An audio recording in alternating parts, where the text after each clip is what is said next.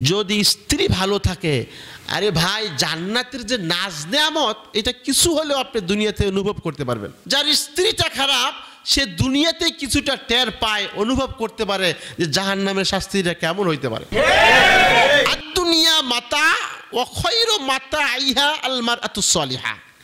এই পৃথিবীতে একজন পুরুষের জন্য সর্বশ্রেষ্ঠ সম্পদ হলো নেককার স্ত্রী। ছেলে যদি বেকার থাকে, ঘরের স্ত্রী যদি ভালো থাকে, কোনো এক সময় দেখবেন বেকার ছেলেটা প্রতিষ্ঠিত হয়ে গেছে। আর স্ত্রী যদি খারাপ থাকে, স্ত্রী যদি দায়ুস মার্কা থাকে, স্বামী যতই প্রতিষ্ঠিত হোক, কোনো এক সময় দেখবেন প্রতিষ্ঠিত ছেলেটা ধ্বংস হয়ে গেছে। নবীজির ঘরে খাট পালং ফ্রিজ ছিল না, রহমতে বরকতে ঘরটা ভরপুর ছিল, কারণ নবীজির স্ত্রীগুলো নেককার স্ত্রী ছিল। নেককার স্ত্রীর কারণে ঘরে রহমত আর বরকত নাজিল হয়।